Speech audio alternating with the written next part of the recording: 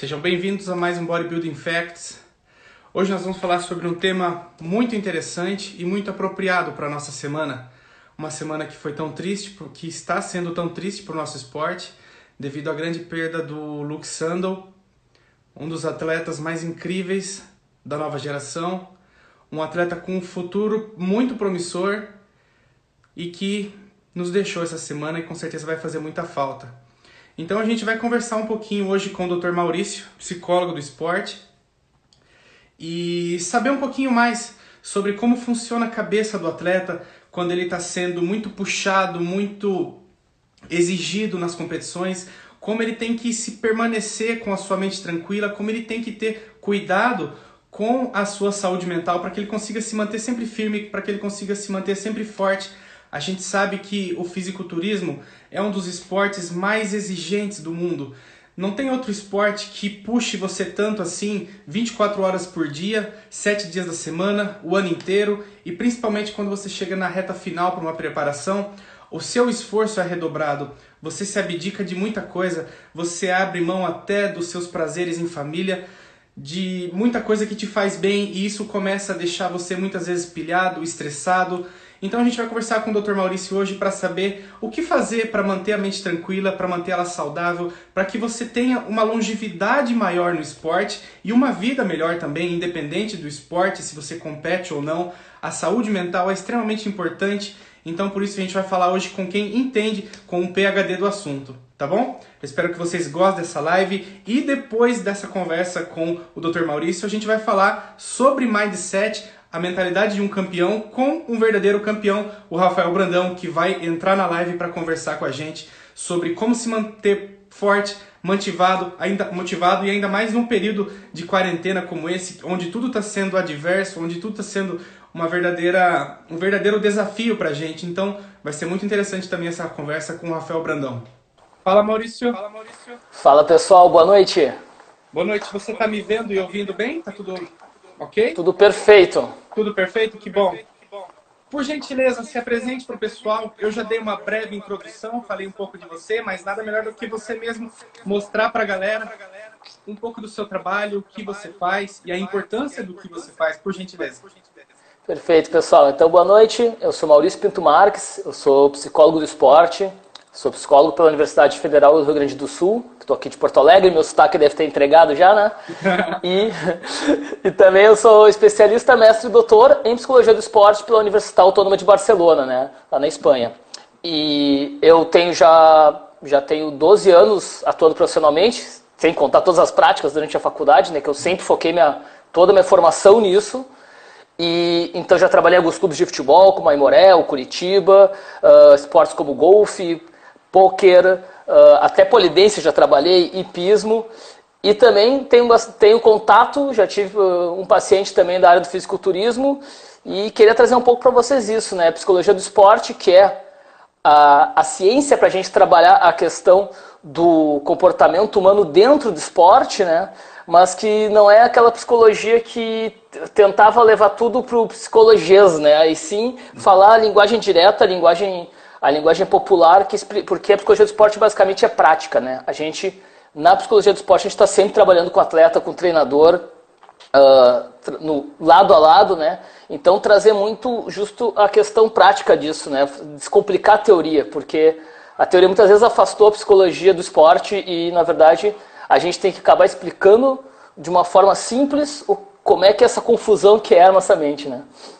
De uma forma geral, assim, falando em atleta, na cabeça competitiva do atleta, o atleta é um tipo de ser humano que carrega com ele muita ansiedade, muitos planos, muitos sonhos, muitas vezes o esporte que ele pratica é tudo que ele tem. Então ele deposita muita esperança, muita confiança no que ele faz.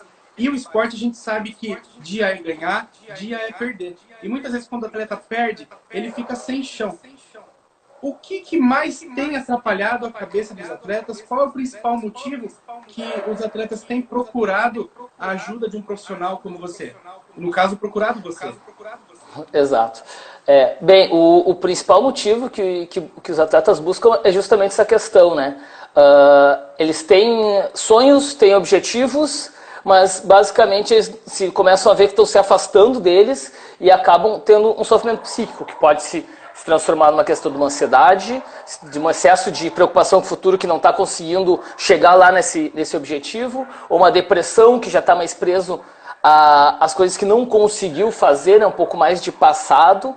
E a gente trabalha justamente para que sonhar é ótimo, sonhar é grátis inclusive, mas o nosso trabalho que a gente faz com exato, deve, é o que sem sonho a gente, o Nelson Rodrigues dizia que o homem sem desejo não atravessa a rua para comprar um picolé, se for o caso. Porque a gente precisa ter um sonho, a gente é motivado pelos sonhos, mas a gente precisa transformar isso em objetivo e metas, né? Então, trazer para o que a gente pode fazer agora, planejar, muito importante, a questão do planejamento, da periodização, né? Que a gente fala tanto no treinamento físico e periodização, o treinamento psicológico também é periodizado. E a gente trabalha justamente com isso, com treinamento, né? É a grande diferença da psicologia do esporte, um pouco para a psicologia clínica, que se fala tanto na psicologia clínica, só no sofrimento, mas na psicologia do esporte a gente trabalha com técnicas, a gente ensina técnicas que tem que ser treinadas. E a melhor coisa, o treinamento psicológico, ele não precisa de nenhum equipamento, né? Então a gente pode fazer em qualquer lugar. É só a gente poder se concentrar e fazer as práticas que a gente pode conversar um pouco sobre elas também. Eu acredito, focando no nosso tema, que é tentar ajudar os atletas de fisiculturismo, os praticantes de musculação. Eu acredito que uma das grandes dificuldades que os atletas passam é também um pouco da solidão. É um esporte, querendo ou não, individual, onde ele se prepara, ele treina, ele trabalha e muitas vezes ele se isola da comunidade, dos amigos, da família, para estar conseguindo cumprir com todas as atividades que tem no dia a dia. O dia a dia do bodybuilder é muito sequenciado, é muito rotina. Ele tem as horas dele para comer, divididas durante o dia todo. Ele tem os horários de fazer cardio, de treinar na academia, de treinar poses, de fazer videochamada com o seu treinador. Então ele tem um dia muito preenchido de coisas que são totalmente voltadas para o próprio corpo dele. Então ele acaba muitas vezes ficando afastado do que acontece ao seu redor. Eu acho que isso é um dos fatores que também atrapalha um pouco ele perder o convívio social. Na sua opinião, qual a importância assim, do convívio social para o atleta, para que ele consiga se manter no foco, mas também não perder os amigos, não se afastar dos familiares? Exato. O convívio social é fundamental, para começar, né? Nós somos seres sociais nessa questão que a gente está passando agora, por essa pandemia, isolamento social, fica muito mais claro pra gente uma coisa que a gente às vezes fazia no dia a dia, como tu bem trouxe, né, Hugo, nossa, eu tô quantos dias sem falar com alguém, de trocar uma ideia mesmo, porque isso ajuda a gente, inclusive, a relaxar. O fisiculturismo, justamente, eu sempre uso como exemplo nas minhas aulas, palestras ou no consultório, porque é o atleta completo, né? É o atleta que vive 24 horas para aquilo. Eu trabalho muito futebol também, eu digo... que faça isso igual o fisiculturismo, né? Que exija do cara 24 horas todo dia.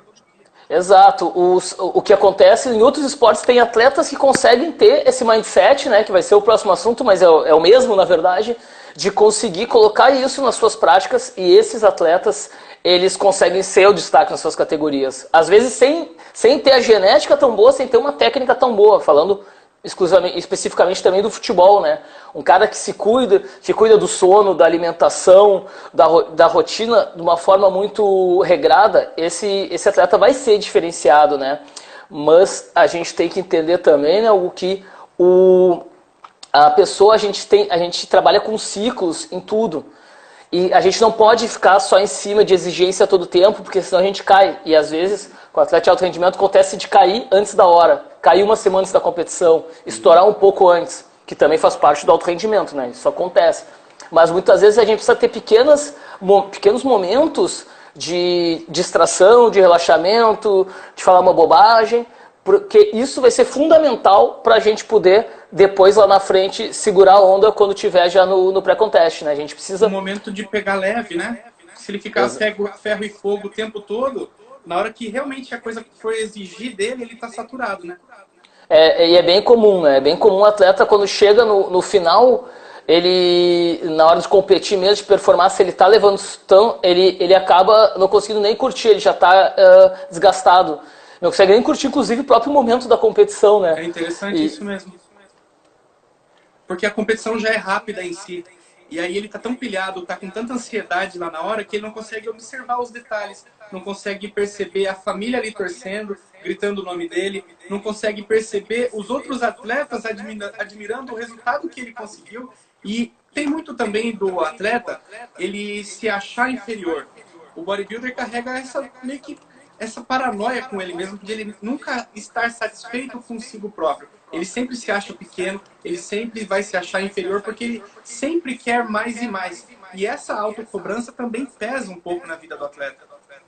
Exato. Na verdade, isso também faz parte da nossa mente, né? A nossa mente, quando a gente acha que alguma coisa é sucesso e a gente alcança ela, a mente automaticamente levanta já a barrinha, né?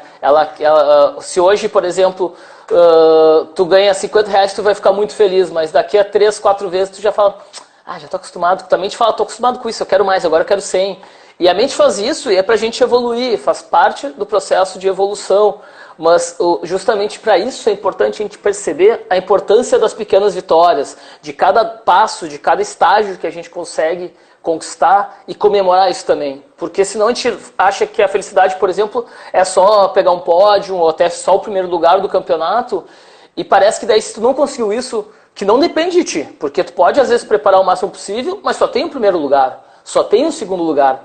Eu tenho um atleta que ele aprendeu depois de uns anos, ele fala, pô Maurício, tô na melhor fase, tô voando, tô treinando pra caramba, tô comendo certinho, nunca fiz esses tempos.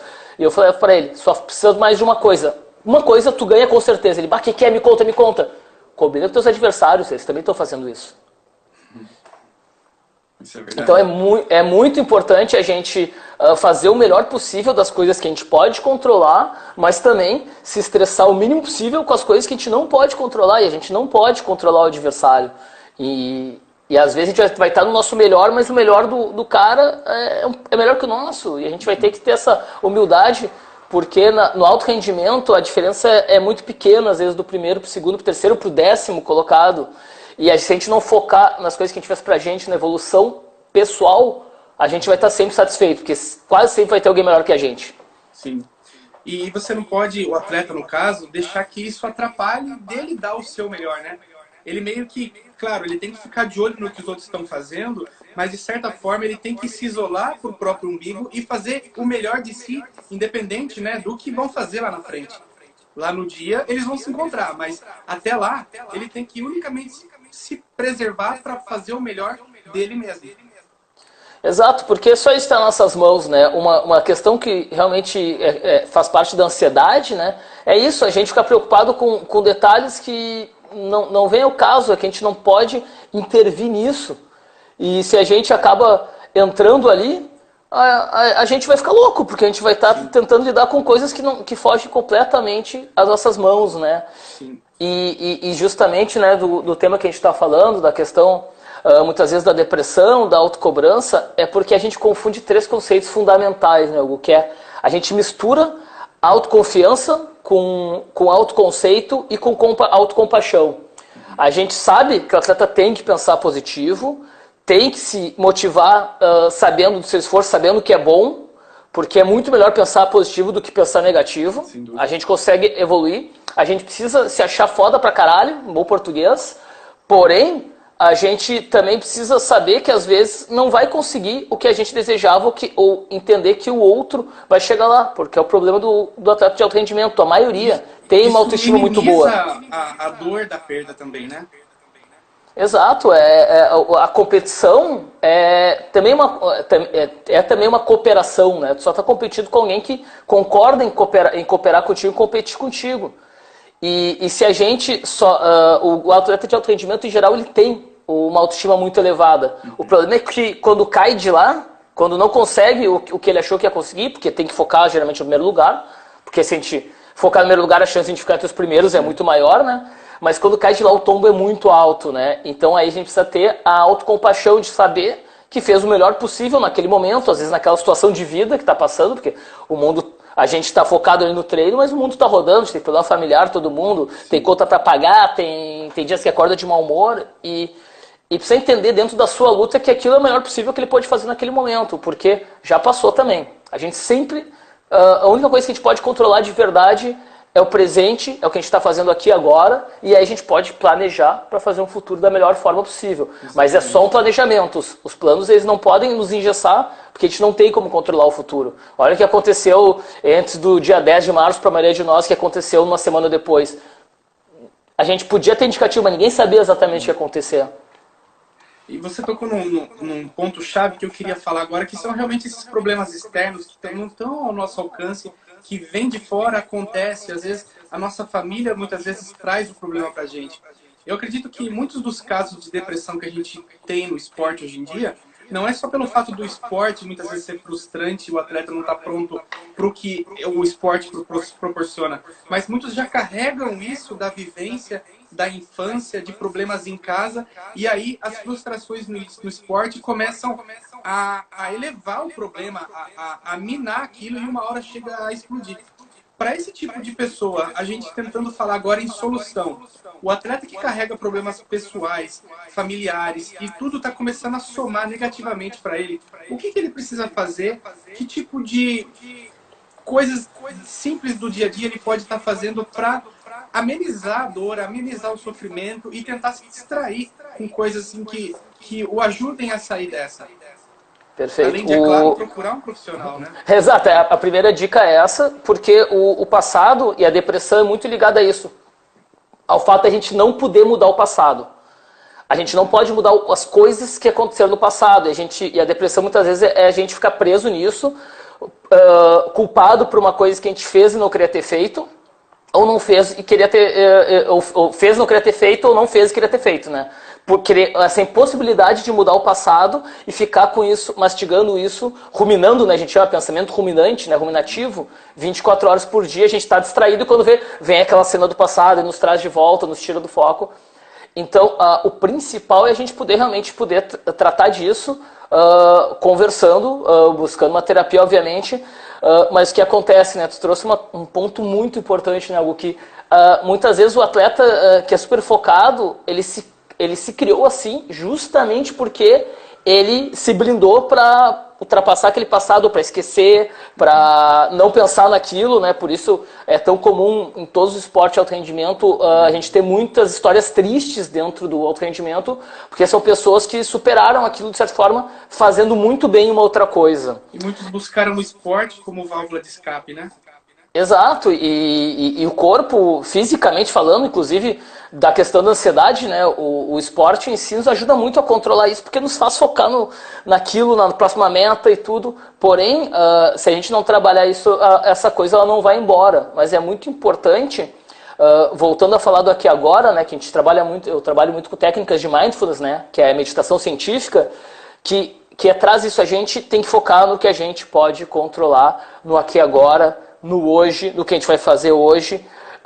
Claro, sempre o planejamento é importante, né? E o bodybuilder sabe disso, porque ele tem que planejar a semana inteira, tem que planejar as refeições para justamente desviar. Por isso que mentalmente, em termos de rotina de comportamento, o atleta de bodybuilder, ele é já muito acima da média dos atletas. Não estou dizendo da população normal, que os atletas já estão acima da população normal e os bodybuilders muito mais.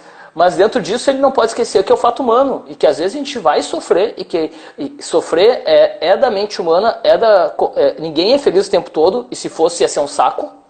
Então a gente precisa entender, principalmente isso, existem as flutuações e a gente tem que respeitar também essas flutuações de humor, de sono, de energia, a motivação. Se fala muito motivação como se fosse a chave de tudo, mas eu brinco que motivação é que nem banho, a gente tem que renovar toda hora, o banho não dura toda hora. Ninguém fica motivado 100% do tempo, mesmo fazendo o que gosta. Eu trabalho com a coisa que eu mais amo, que é a psicologia do esporte. Tem dias que eu tô de saco cheio também. Mas é que a gente vai lá, mesmo assim a gente vai lá e faz o nosso trabalho. Isso resume muito o dia a dia do bodybuilder. Ele ama o que faz, mas muitas vezes ele tá de saco cheio em alguns momentos do dia. Tipo, não tá na melhor hora para treinar, não tá com a maior vontade de comer aquele alimento e mesmo assim ele tem que fazer. E mesmo assim, fatores externos começam a atrapalhar a sua cabeça e elevar o seu nível de cortisol e o estresse vem. Então, Exato. É comum, mas tem como controlar isso focando no que é possível fazer, abraçar, né? Em especial, né, Hugo, mais do que controlar também, o melhor jeito de controlar algumas coisas é muitas vezes não tentar controlar eles. Quem já viu uma pessoa em surto, por exemplo, ou já viu um próprio animal de estimação, às vezes, tem momentos que o bicho fica louco. Se a gente for contra nesse momento, a gente só vai gastar energia e vai se machucar. Eu digo que a gente, às vezes, brigar com coisas internas nossas é como dar porrada na própria cara. No final, a gente vai sair com a mão doendo, com a cara doendo e não vai resolver nada. Vai ficar com o problema e com a dor. Então, aceitar essas coisas é muito importante.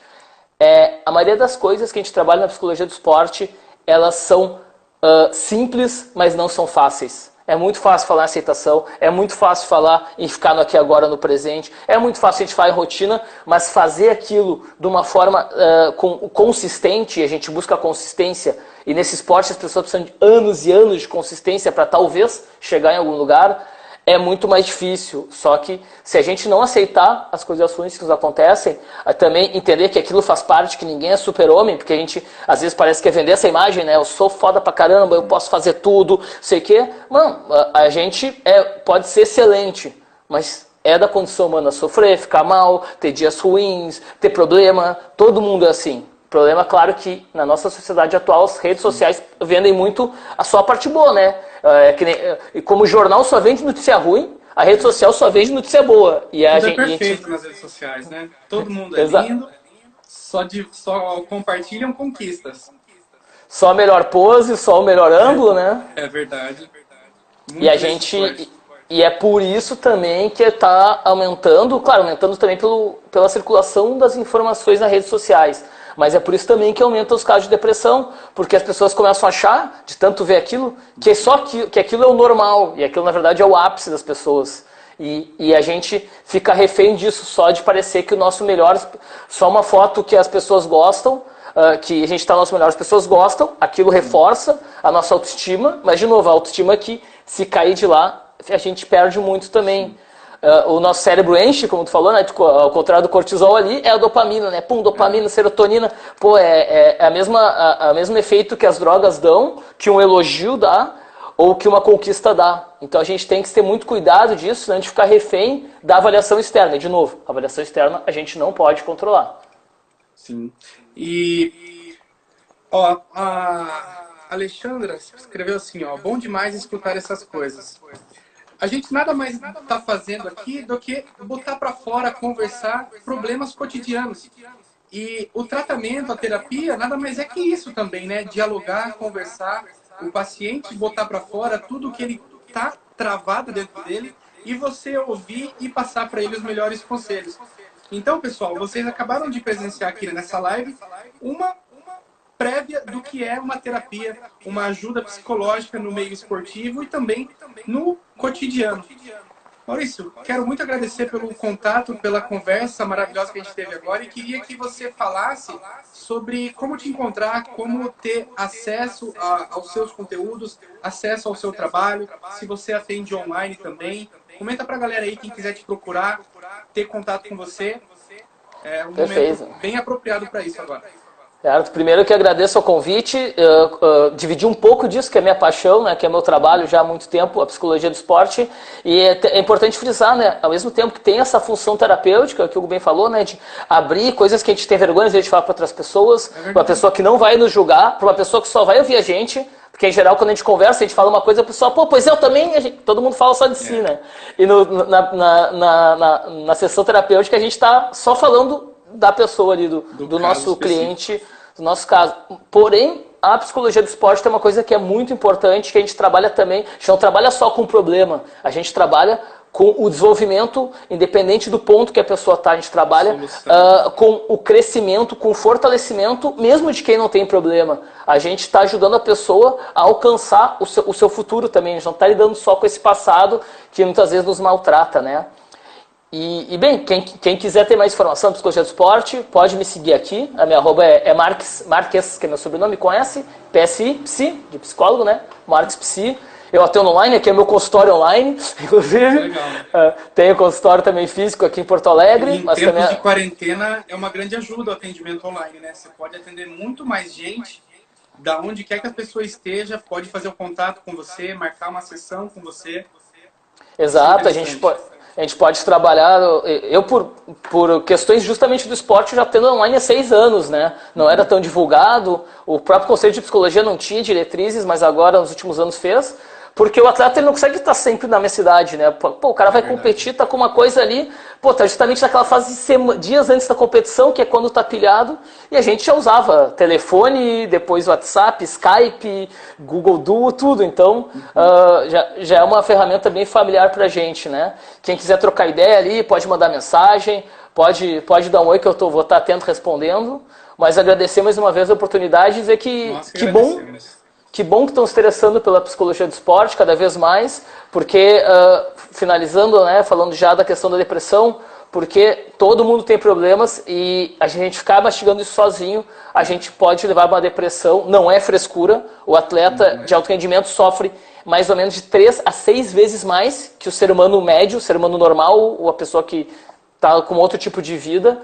Então, se a gente não cuidar disso, a gente vai estar fazendo muito mal para uma coisa que no início era para ser a nossa felicidade, né? Sim. A gente não tem que tentar não transformar isso num sofrimento que não acabe. Tem um momento de sofrimento? Tem, porque é a vida e é só assim que a gente cresce também, né? E só por curiosidade, antes de fechar o nosso bate-papo, olha só, essa semana eu fiz uma enquete no meu story só para saber sobre o assunto depressão, o quanto isso tem afetado as pessoas. E não é poucas pessoas, não. Olha só isso. Eu perguntei, você tem algum amigo ou familiar que tem ou já passou por depressão? Qual é a porcentagem que está aparecendo aí? 83, sim. E eu vou dizer... não. E eu vou te dizer... participaram dessa enquete.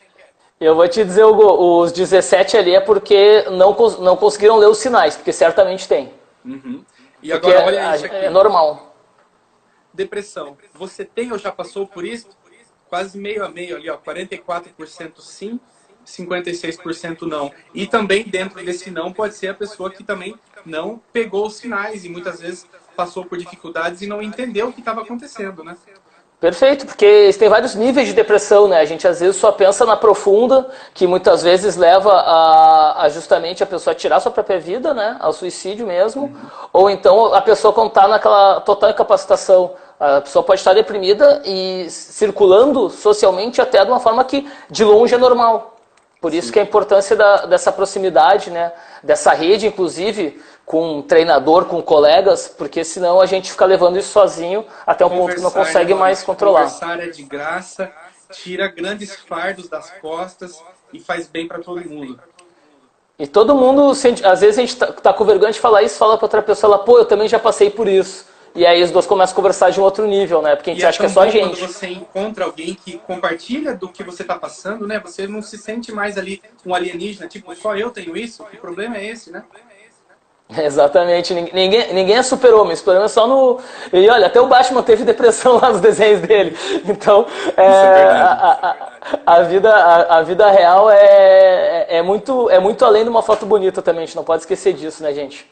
Com certeza. Mauricião, obrigado, uma ótima noite, um bom final de semana, espero falar com você mais vezes, porque o tema é extremamente pertinente e o nosso esporte carece disso. Tamo junto, um grande abraço e até a próxima. Valeu, pessoal. Obrigado. Tamo junto, Hugo. Como eu estava falando para você, o atleta, quando ele quer ser um atleta profissional, né? Ele quer seguir carreira como um atleta profissional, ele tem que entender a trajetória, ele tem que entender que o bodybuilding é um esporte que vai demandar tempo, ele precisa de tempo para chegar no objetivo dele. Isso é muito importante. Você entendendo isso, a partir do momento que você entende que você vai ter que trabalhar anos e anos e anos para chegar no seu objetivo maior, você já tira de você uma pressão, sabe? Uma ansiedade de querer... Porque se eu não pensasse assim, em 2017, quando eu fiz meu primeiro campeonato profissional, eu já ia estar frustrado porque eu já queria estar no Olímpia.